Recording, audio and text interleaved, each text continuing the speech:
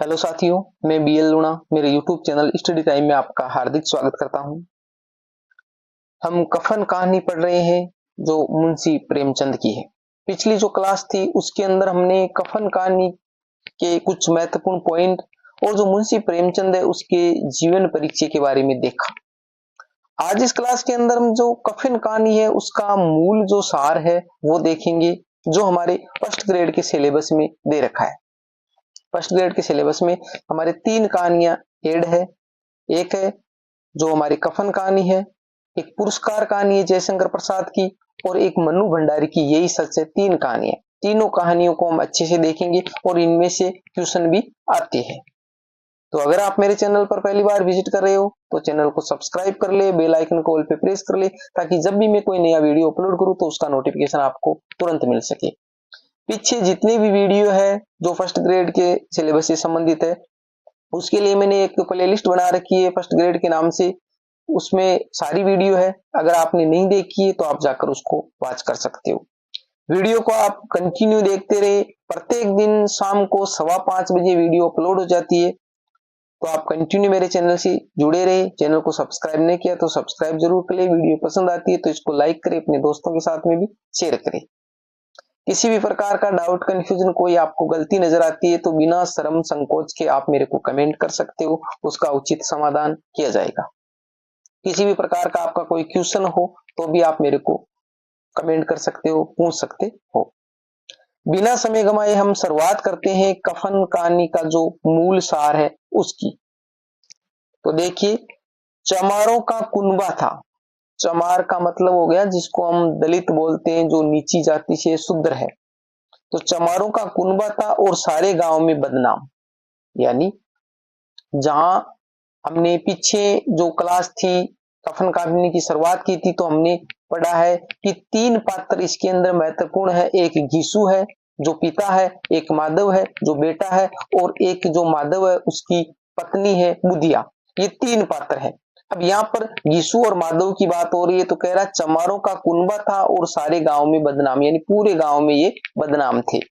यीशु एक दिन काम करता तो 3 दिन आराम करता, मोस्ट लाइन हो जाती है हमारे एग्जाम की दृष्टि से।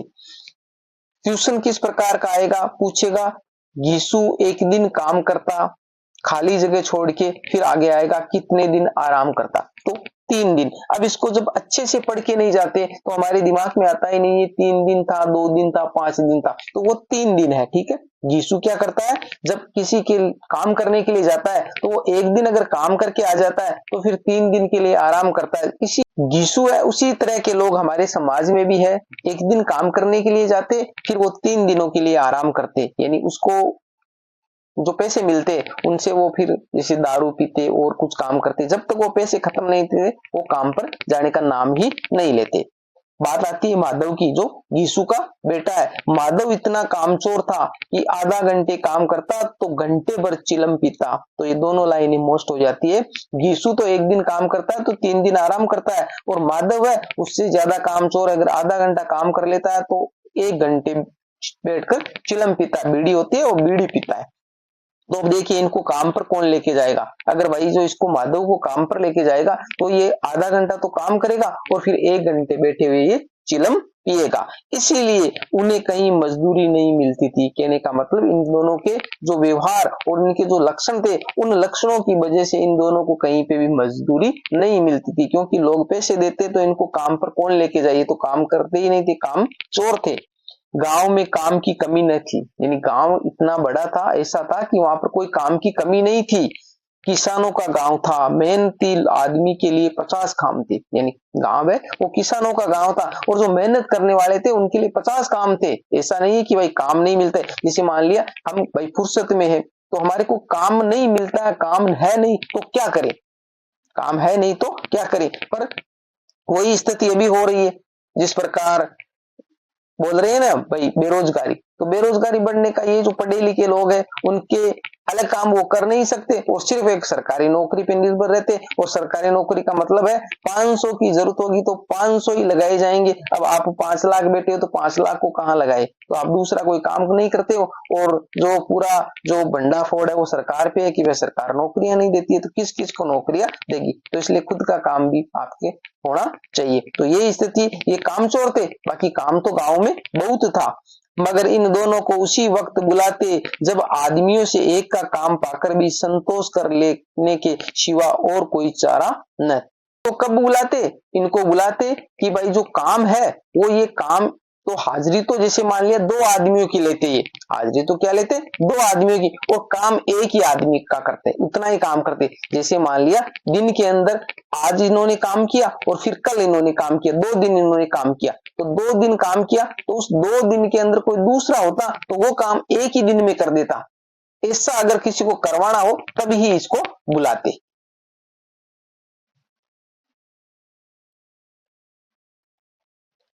कोई चारा न था, दीन इतने की वसूली की बिल्कुल आशा न रहने पर भी लोग इन्हें कुछ ना कुछ कर्ज दे ही देते थे। यानी इतने दीनहीन अवस्था में थे कि इनको देखकर लोगों को दया आ जाती।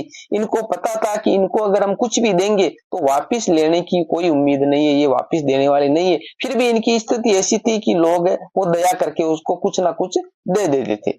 यीशु ने इसी आकाशवर्ती से 60 साल की उम्र काट दी थी। यानी यीशु है ना, वो कब कितने साल का हो गया था, आपसे क्वेश्चन पूछेगा यीशु इस कहानी में कितने साल का है, तो वो 60 साल का यहाँ पर नाम आया है। ठीक है, तो यीशु है इसी आकाशवर्ती से। आकाशवर्ती का मतलब इसे माने कि जैसे आकाश से कोई चीज टपक रही हो उसी, या फिर जैसे जो अनिश्चित कोई काम हो, निश्चित काम हो, जिस प्रकार वही आकाशवर्ती का मतलब कि आकाश से जरूरी नहीं टपके ही कुछ चीजें, तो इसी प्रकार ये बैठे रहते थे, कोई काम नहीं करते थे, अनिश्चित कोई काम होता था, कभी कर लिया कभी नहीं किया। इसी आकाशवर्ती से साल की उम्र काट दी, 60 साल तक इन्होंने अपनी उम्र को काट दिया। और माधव भी सपूत बेटे की तरह बाप के पद चिन्हों पर चल रहा था। मोस्ट है, माधव क्या कर रहा है कि जिस प्रकार बाप कर रहा था, ठीक है, तो उसी प्रकार बेटा चल रहा है, सेम उसी तरह है, यीशु की तरह ही माधव है, बल्कि उसका नाम और भी उजागर कर रहा है, यानी उससे थोड़ा तेज है, उसका नाम और उजागर कर रहा है। लोग कहते हैं कि जैसा बाप था वैसा ही बेटा है।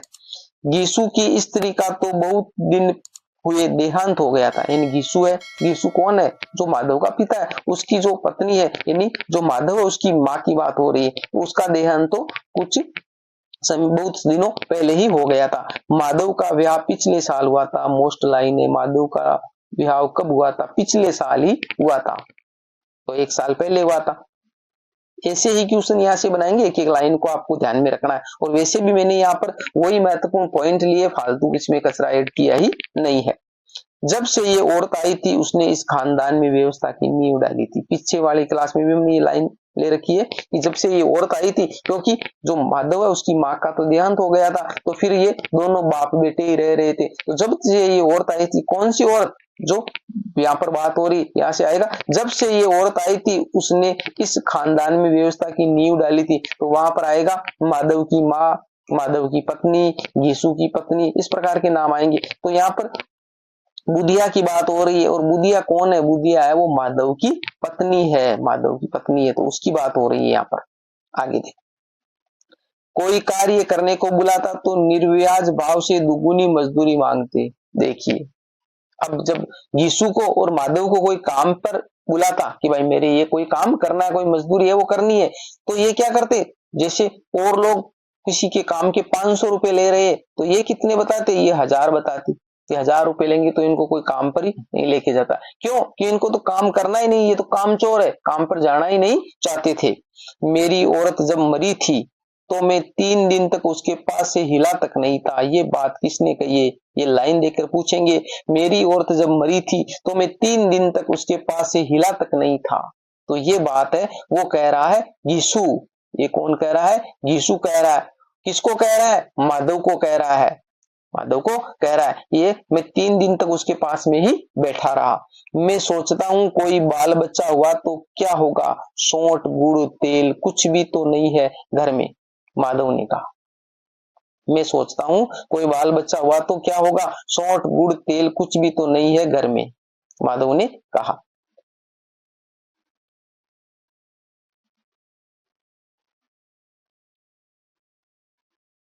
मेरे 9 लड़के हुए, मोस्ट है ये लाइन, मेरे 9 लड़के हुए, किसके, गीसू के, गीसू के 9 लड़के हुए, ऐसा दिल दरियाव था वह ठाकुर। अब बात आ रही है, मैंने यहाँ पर पूरी कहानी नहीं ली है, वो जो महत्वपूर्ण जो पॉइंट होते हैं वही यहाँ पर ऐड किए। तो आगे बात आ रही है कि जब ये ठाकुर है, उस ठाकुर की बारात की बात कर रहे हैं, तो ये कह रहा है कि ऐसा दिल दरियाव था वह ठाकुर। ये बात किसने कही थी, ये घीसू ने कही थी, क्योंकि घीसू है वो उसकी बारात में गया था। कब गया था, 20 वर्ष पहले गया था, 20 वर्ष पहले गया था। तो यहाँ पर वो ठाकुर को कह रहा है कि वो दिल दरियाव है, उसने खूब हमारे को आव भगत की थी, खूब अच्छे से खाना खिलाया था। माधव इन पदार्थों का मन ही मन मजा लेते हुए कहा, अब हमें कोई ऐसा बोझ नहीं खिलाता। अब जब वो दोनों आपस में अलाव के पास में बैठे हुए, जब ये भुने हुए क्या खा रहे थे, आलू खा रहे थे, उस समय उस बारात की बात कर रहे थे जो 20 वर्ष पहले यीशु गया था। तो ये कह रहा है कि वो जो ठाकुर था ना, वो दिल दरियाव था और इसने बहुत सारी चीजें खिलाई। तो अब वो जो बातें कर रहा है, जिसे मान लिया अभी रसगुल्ले की बात है, गुलाब जामुन की बात है, तो सबत ही मुंह में पानी आ जाता है, आता है कि नहीं आता। तो ऐसी स्थिति वहां पर माधव की हो रही थी। माधव इन पदार्थों का मन ही मन मजा लेते हुए कहा, अब हमें कोई ऐसा बोझ नहीं खिलाता। ये कह रहा है कि आजकल है ना, ऐसा बोझ कोई नहीं खिलाता है। तो अब आगे क्या कह रहा है, अब कोई क्या खिलाएगा वह जमाना दूसरा था। अब कोई क्या खिलाएगा वह जमाना दूसरा था, ये बात है वो यीशु ने कही है। अब तो सबको किफायत सूझती है, किफायत सूझती का मतलब है सभी है वो रुपये वो इकट्ठे करने में लगे हुए है, इकट्ठे करने में लगे हुए। शादी ब्याह में मत खर्च करो, यीशु है वो कटाक्ष कर रहा है जनता पे, क्या कर रहा है, शादी ब्याह में मत खर्च करो, यानी कुछ भी खर्च नहीं करना है। क्रियाक्रम में मत खर्च करो, कोई भी कोई क्रियाक्रम होते हैं जो मरने के बाद में करते हैं, तो उनमें भी कुछ मत खर्च करो। पूछो गरीबों का माल बटोर बटोर कर कहाँ रखोगे, यानी जो गरीबों का जो माल होता है उसको बटोर बटोर के कहाँ रखोगे। तो इस कहानी से एक तो प्रेमचंद ने जो हकीकत हमारे सामने रखी है कि एक तो उस समाज की स्थिति को हमारे सामने रखा है कि जो सेठ साहूकार लोग होते हैं वो गरीबों का जो माल है वो इकट्ठा करके खुद रख लेते हैं, गरीबों का खून चूसते हैं। और दूसरी बात है यहाँ पर जो वहां की स्थिति है कि जो मजदूर लोग है उनकी स्थिति कैसी है वो भी हमारे सामने पेश की है। बटोरने में तो कमी नहीं है, यानी गरीबों का धन है वो बटोरने में तो कमी नहीं है। हाँ, खर्च में किफायत सूझती है, बाकी खर्च करना है वहां पर ये किफायत सूझती है, ये सोचते हैं कि यहाँ पर हमारे को खर्च नहीं करना है।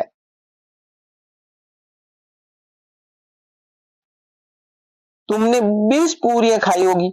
अब ये माधव वापिस उनसे, क्योंकि आपस में बातें कर रहे हैं, संवाद हो रहा है, तो माधव वापिस इनसे पूछता है कि तुमने वहां पर 20 पूरियां खाई होगी।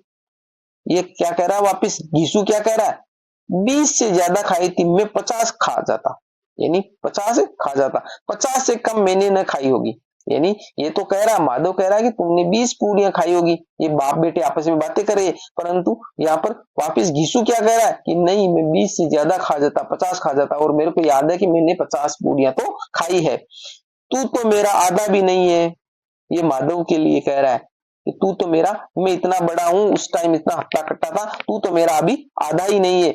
आलू खाकर दोनों ने पानी पिया, ये बातें हो रही है। अब वो आलू है वो खत्म हो गए, आलू खाते खाते ये बातें करें, तो आलू खाकर दोनों ने पानी पिया और वही अलाव के सामने अपनी धोतियां ओढ़कर पांव पेट में डाले सो रहे, जैसे दो बड़े बड़े अजगर गेंडुलिए मारे पड़े।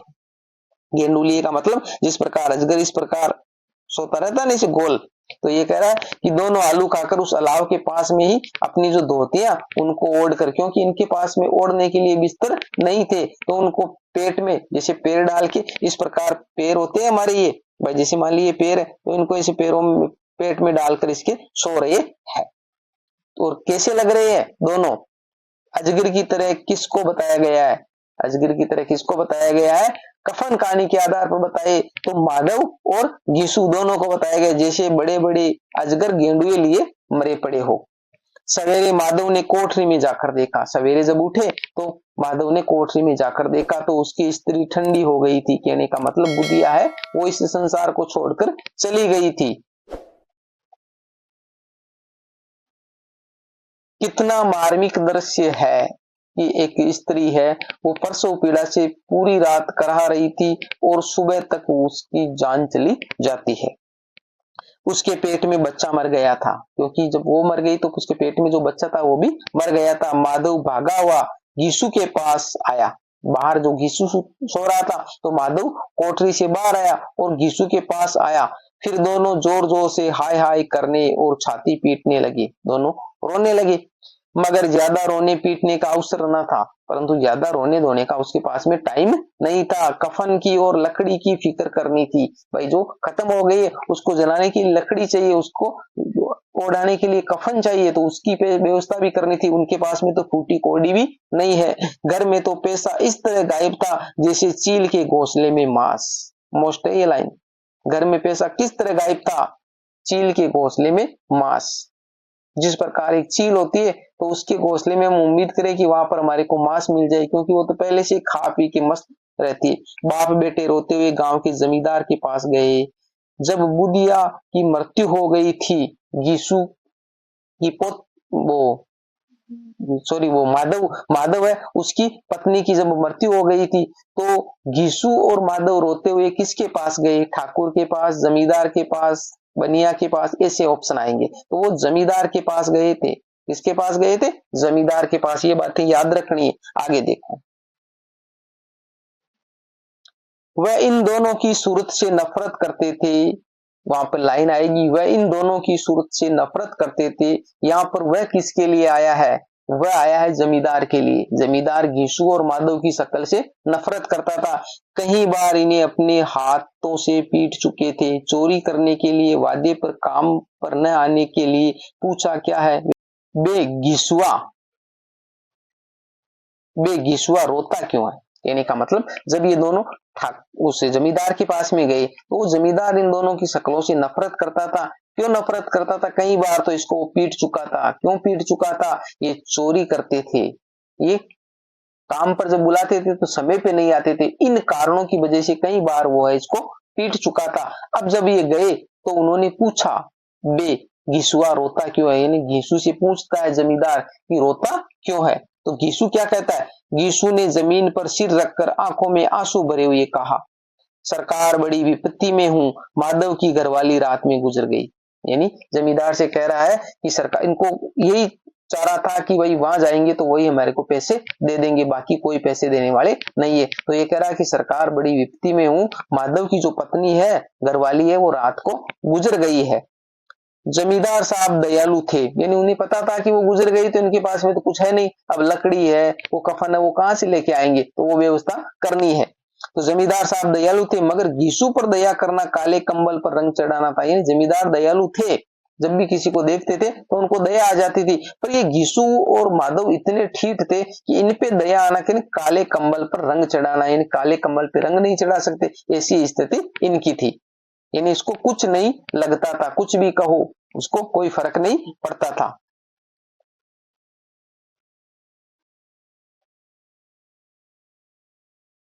जी में कुड़ते हुए 2 रुपए निकाल कर फेंक दिए। फिर भी जमींदार ने 2 रुपए फेंक दिए उनकी। भाई जी में कुड़ते हुए, वो नाराज तो थे, फिर भी उन्हें सोचा कि 2 रुपए है, वो क्या जाता है, दे देता हूं। गीसू जमींदार के नाम का ढिढोरा भी पीटना जानता था। अब देखो गीसू है ना, ये बहुत घटिया किस्म के लोग थे। गीसुआ वो जमींदार के नाम का ढिढोरा भी पीटना जानता था। ढिढोरा का मतलब है कि दूसरे लोगों के पास में जाके ये बोलता कि देखो जमींदार ने भी 2 रुपए दिए, आप भी दो। तो कहने का मतलब जमींदार का ढिढोरा पीटना अच्छे से जानता था, उसके नाम से ये और चंदा ले लेता।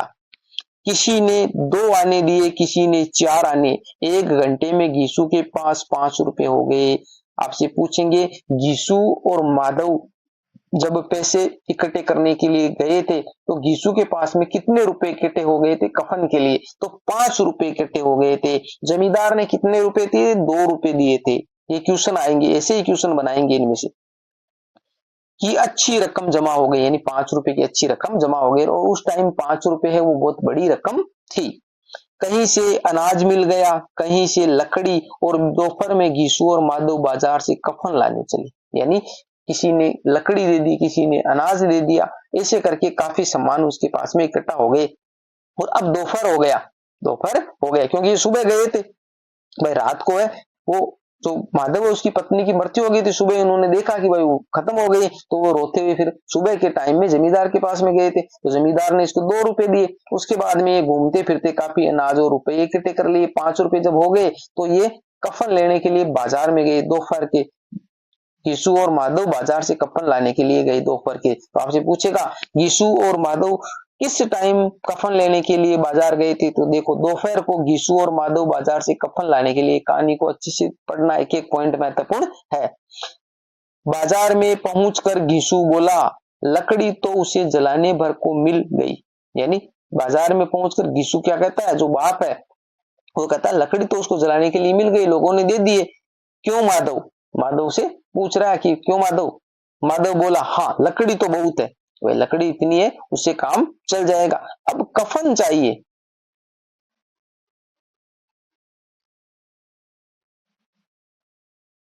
तो चलो कोई हल्का सा कफन ले ले। अब कफन चाहिए तो यीशु कहता है चलो कोई हल्का सा कफन ले ले। हाँ और क्या, लाश उड़ते उड़ते रात हो जाएगी। कहने का मतलब ऐसे जब हम आएंगे हम तो दोपहर तो हो गया, और लाश को जब हम उठाएंगे भाई, जब उसको जलाने के लिए लेके जाएंगे, उसका अंतिम संस्कार करने के लिए लेके जाएंगे, तब तक तो रात हो जाएगी। रात को कफन कौन देखता है, यानी दोनों आपस में बातें करे कि जब तक रात हो जाएगी तो हल्का सा कफन ले लेंगे, हल्का सा कफन ले लेंगे। रात के टाइम कौन कफन को देखता है। कैसा बुरा रिवाज है कि जिसे जीते जी तन ढाकने को चितड़ा भी न मिले, उसे मरने पर नया कफन चाहिए। बहुत ही मोस्ट लाइन है और बहुत ही मार्मिक है।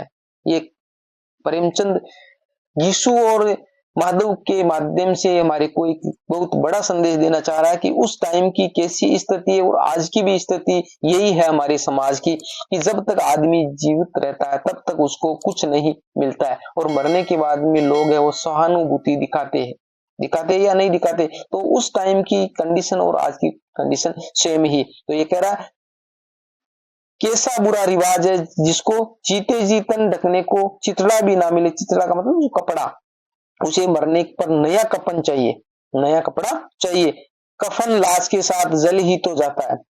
यीशु कह रहा है कि कफन तो है वो लाश के साथ में जल ही तो जाता है, और क्या रखा है रहता है। यही 5 रुपए पहले मिलते तो कुछ दवा दारू कर लेते। कहने का मतलब अगर ये 5 रुपए आज मिले, अगर पहले मिलते तो हम दवा दारू करते, उसको हॉस्पिटल में ले जाके उसका जो प्रसव पीड़ा से वो चिल्ला रही थी तो उसकी प्रसव वो अच्छे से करवा पाते। अगर हमारे पास में पैसे होते थे, तो पैसे नहीं होने के कारण ही तो हमने उसकी दवा दारू नहीं करवाई, परंतु पहले जब हम जाते तो ये 5 रुपए कोई नहीं देता।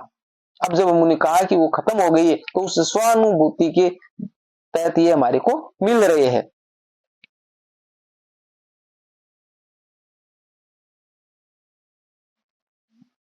यहां तक कि शाम हो गई। अब शाम हो गई, घूमते घूमते उनको कफन लेके अभी तक आए नहीं है। तब दोनों ने जाने किस देवी प्रेरणा से एक मधुशाला के सामने जा पहुंचे। यानी किसी देवी ने कहा है, जैसे उस देवी की प्रेरणा से वो कहां चले गए, मधुशाला, जहां शराब पी जाती है। मधुशाला के सामने जा पहुंचे और जैसे किसी पूर्व निश्चित व्यवस्था से अंदर चले गए। कहने का मतलब इस प्रकार अंदर चले गए दोनों कि जिस प्रकार कोई पहले से व्यवस्था बना के आता है, जैसे कोई दोस्त शाम बोलते हैं ना कि चल यार शाम को पार्टी करने के लिए जाते, तो उसी प्रकार ये व्यवस्था बनी हुई थी, जैसे उसी पूर्व व्यवस्था के अनुसार अंदर चले गए। वहां जरा देर तक दोनों असमंजस्य में खड़े रहे, इन दोनों जाकर खड़े रहे, देखते रहे, कुछ उसके समझ में नहीं आ रहा कि अब करना क्या है। फिर गीसू ने गद्दी के सामने जाकर कहा, साहू जी, जो अंदर बैठा हुआ था ठेके के अंदर, बोतल हमें भी देना, एक बोतल हमें भी देना। गीसू ने जाकर कहा। तो यहां से क्वेश्चन आएगा, साहू जी को जाकर किसने बोतल या शराब के लिए बोला था, तो वो घीसू है, वो बोला था, माधव नहीं था। ठीक है, उसके बाद कुछ चिखोना आया। चिखोना का मतलब उसके साथ में जब शराब पीते लोग तो उसके साथ में नमकीन है, चने है, जो सलाद है वो जो खाते हैं, तली हुई मछली आई, और दोनों बरामदे में बैठकर शांतिपूर्वक पीने लगे। अब वो सारी चीजें भूल गए हैं, जो पैसे आ गए, और उनको देखो कितनी दयनीय स्थिति है। पहले तो जब वो प्रसव पीड़ा से चिल्ला रही थी तो उसका वो ध्यान नहीं कर रहे थे, क्योंकि भूख से इतने व्याकुल थे, वो भुने हुए आलू खा रहे थे।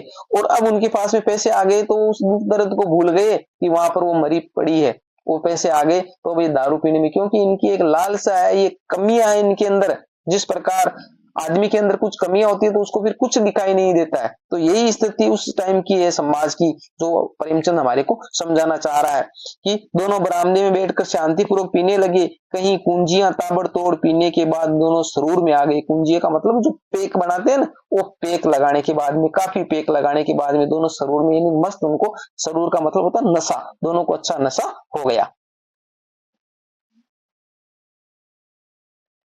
यीशु बोला, कफन लगाने से क्या मिलता, आखिर जल ही तो जाता, कुछ बहू के साथ तो न जाता। यीशु क्या कह रहा है, शराब पी ले, क्योंकि शराब पीने के बाद में आदमी सच बोलता है। ठीक है, तो ये क्या कह रहा है यीशु कि कफन से क्या मिलता, अगर कफन हम ले जाते, नया कफन लेके जाते, तो वो तो जब जलाते तो वो तो जल जाता। हमारी जो बहू है, बहू कौन है, जो माधव की पत्नी है, तो इनकी बहू हुई, ये ससुर है। तो ये कह रहा है कि हमारी बहू को तो वो मिलता नहीं, वो तो जल जाता। आगे देखो, माधव आसमान की तरफ देखकर बोला, माधव है वो पी रहा, दोनों पी रहे हैं बाप बेटे, तो माधव बेटा है, तो आसमान की तरफ देखकर मानो देवता को अपनी निष्पापता का साक्षी बना रहा हो। यानी वो आकाश की ओर देखता है, हम जैसे बोलते हैं हमारे भाई, हमारी नजरों में होता है कि भगवान है वो आसमान में है, तो ये आसमान की ओर देखता है और उसको साक्षी बना रहा है। दुनिया का दस्तूर है, नहीं लोग बामनों को हजारों रुपए क्यों देते। यानी कौन देखता है परलोक में मिलता है या नहीं मिलता है। आगे है ना, दोनों आपस में बातें करें तो घीसू क्या कह रहा है कि कफन है, उसको जलाएंगे तो जल जाएगा, भाई हमारी बहू को तो नहीं मिलेगा। पर ये वापिस माधव क्या कह रहा है कि ये दुनिया का दस्तूर है ऐसा करना, वरना बामनों को लोग हजारों रुपए देते, तो ऐसे देते कि भाई हमारे जो पूर्वज है उनको, वो जो मरे उनको मिलेगा, ऐसा दस्तूर बना हुआ परलोक में जाकर, यानी वहां जाकर कौन देखता है कि हमारी मिला या नहीं मिला। लेकिन लोगों को जवाब क्या दोगे, लोग पूछेंगे नहीं कफन कहाँ है। अब माधव क्या कह रहा है कि आपने शराब पी ली है, पैसे खत्म कर रहे हैं, तो अब लोगों को जवाब क्या देंगे, लोग पूछेंगे कफन कहाँ है। यीशु हंसा, अबे कह देंगे कि रुपए कमर से खिसक गए, बहुत ढूंढा मिले नहीं। यानी लोगों को ये कह देंगे जो पैसे थे हमारे को मिले थे, वो पैसे कमर के बंधे हुए थे, जिस प्रकार धोती के जो पल्ला होता है ना, उस पल्ले में बांधते थे लोग पहले पैसे। तो ये कह रहा है कि वहां से वो निकल कर गिर गए, अब हमारे को वापस मिले नहीं, ये कह देंगे।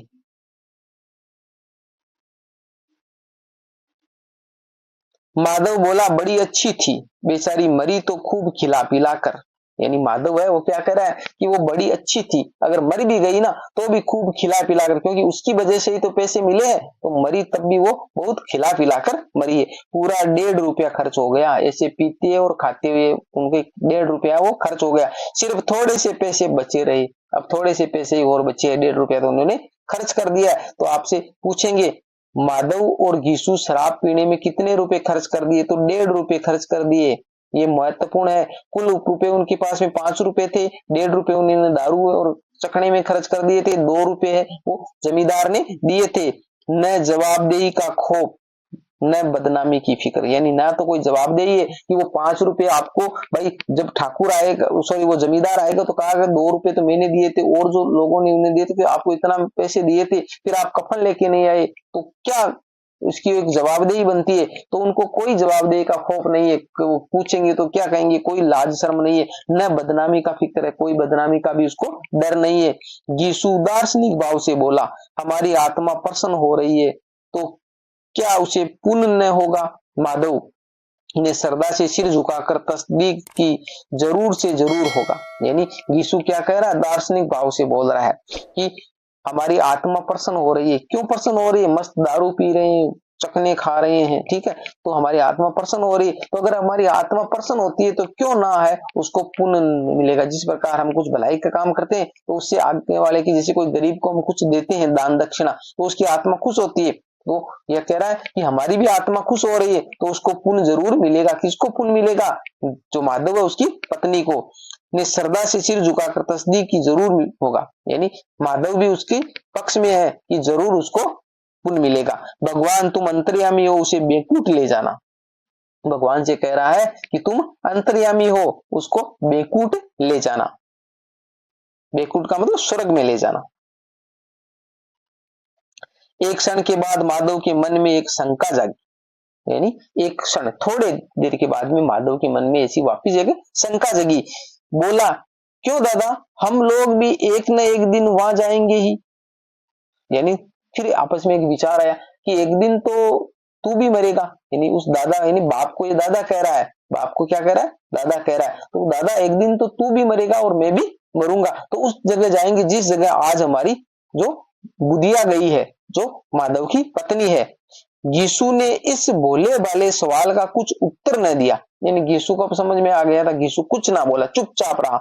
वह परलोक की बातें सोचकर इस आनंद में बाधा न डालना चाहता था, कि उनका मतलब जहां कहीं भी भगवान का नाम आता है तो हमारे को डर पैदा हो जाता है, डर पैदा हो जाता है। तो ये कह रहा है इन परलोक के चक्कर में पड़कर वो जो अभी आनंद आ रहा था, शराब के नशे में मस्त थे, तो वो विघ्न यानी बाधा डालना नहीं चाह रहा था, कि उसको इसमें कोई इंटरेस्ट नहीं था, इसी बातों में वो मस्त रहना चाह रहा था। अभी जो वहां हम लोगों से पूछे कि तुमने हमें कफन क्यों नहीं दिया तो क्या कहेंगे, यानी वहां जाएंगे तो जैसे हम बात करते हैं ना कि स्वर्ग और नरक की, तो यहाँ पर लोग जैसे पाप करते हो तो उनके दिमाग में आता है कि यार जब हम ऊपर जाएंगे तो वहां पर अगर भगवान मिलेगा तो हमसे पूछेगा तुमने ये गलत काम किया है तो फिर क्या करेंगे। ठीक है, तो यही डर इनको सता रहा है कि जब हम ऊपर जाएंगे तो ये पूछेंगे उस टाइम उनके कफन के पैसे थे, उनके पैसे से आप दारू पी गए, वहां पर कफन क्यों लेके नहीं आए, तो हम क्या कहेंगे, कहेंगे तुम्हारा सिर, ये कह रहा है यीशु, कहेंगे तुम्हारा, पूछेगी तो जरूर, तू कैसे जानता है कि उसे कफन नहीं मिलेगा, यानी पूछेगी तो वो जरूर, पर तू कैसे जानता है, ये यीशु है माधव से कह रहा है कि उसे कफन नहीं मिलेगा, तू मुझे ऐसा गधा समझता है, यानी वो बाप कह रहा है कि तू मुझे कैसा, 60 साल क्या दुनिया में घास खोदता रहा हूं, यानी मैं 60 साल का हो गया तो ऐसे ही क्या दुनिया में घास खोदता रहा हूं, उसको कफन मिलेगा और बहुत अच्छा मिलेगा, यानी उसको कफन भी मिलेगा और बहुत अच्छा मिलेगा। माधव को विश्वास न था, यानी माधव को ऐसा विश्वास नहीं था कि उसको कफन मिलेगा, क्योंकि पैसे तो वह खर्च कर गए, पैसे ही नहीं तो कफन लेके कहां से आएंगे।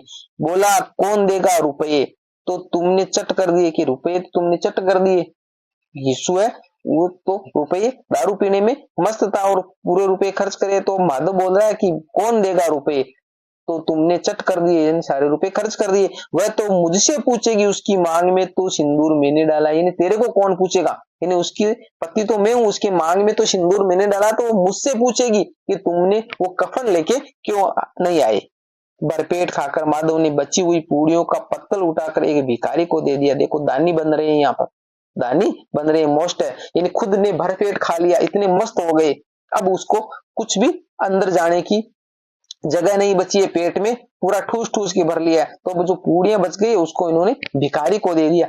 यीशु ने कहा ले जा, खूब खा और आशीर्वाद दे, यानी भरपेट खाकर भिखारी को किसने पूड़ियां दी, तो माधव ने दी थी, माधव ने दी थी। अब यीशु क्या कह रहा है, जा तू भी खूब खा और आशीर्वाद दे, मजे कर, हमारे को आशीर्वाद दे।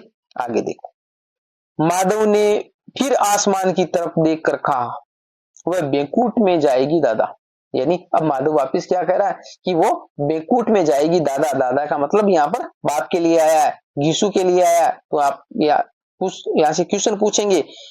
माधव ने फिर आसमान की तरफ देखकर कहा वह बेकूट में जाएगी दादा, यहाँ पर दादा शब्द किसके लिए आया है, माधव के लिए, यीशु के लिए, बुधिया के लिए, अलग अलग नाम देंगे, तो ये दादा शब्द यीशु के लिए आया है। बेकूट की रानी बनेगी, यीशु खड़ा हो गया और जैसे उल्लास की लहरों में तैरता हुआ बोला हाँ बेटा बेकूट में जाएगी, यानी माधव अब कह रहा है कि वो बेकूट में जाएगी, बेकूट में जाएगी और वहां की रानी बनेगी, तो अब वापिस है ना वो यीशु भी कह रहा है कि हाँ बेटा वो बेकूट में जाएगी। किसी को सताया नहीं, यानी उसने किसी को सताया नहीं, किसी को दबाया नहीं, मरते मरते हमारी जिंदगी की सबसे बड़ी लालसा पूरी गई। महत्वपूर्ण लाइन है, मोस्ट लाइन है, यीशु और माधव की जिंदगी की सबसे बड़ी लालसा क्या थी, भरपेट भोजन करना, भरपेट भोजन करना, ये इनकी बड़ी लालसा थी, क्योंकि पूरी जिंदगी हो गई थी कभी इन्होंने भरपेट भोजन नहीं खाया, क्योंकि ये तो मेहनत करने वाले नहीं थे, कामचोर थे और इनकी स्थिति इतनी दयनीय थी कि ये कुछ थोड़ा बहुत मिलता तो उससे ही गुजारा चलाते थे, भरपेट कभी इन्होंने भोजन नहीं किया, तो मरते मरते हमारी जिंदगी की सबसे बड़ी लालसा पूरी कर गई। वह न बेकूट जाएगी तो क्या ये मोटे मोटे लोग जाएंगे जो गरीबों को दोनों हाथों से लूटते हैं। अब यीशु इस पे कटाक्ष कर रहा है कि अगर ऐसी जो औरत है वो भी अगर बेकूट नहीं जाएगी तो ये मोटे मोटे लोग हैं जो सेठ साहूकार है, जो लोगों का खून चूसते हैं, लोगों की मेहनत मजदूरी है वो खा जाते हैं, तो क्या ये जाएंगे बेकूट। और अपने पाप को धोने के लिए गंगा में नहाते हैं, फिर यहाँ पाप करते और फिर धोने के लिए गंगा में जाते और मंदिरों में जल चढ़ाते, मंदिरों में जल चढ़ाते। तो क्या इनके पाप धुल जाएंगे? कभी नहीं धुलने वाले हैं।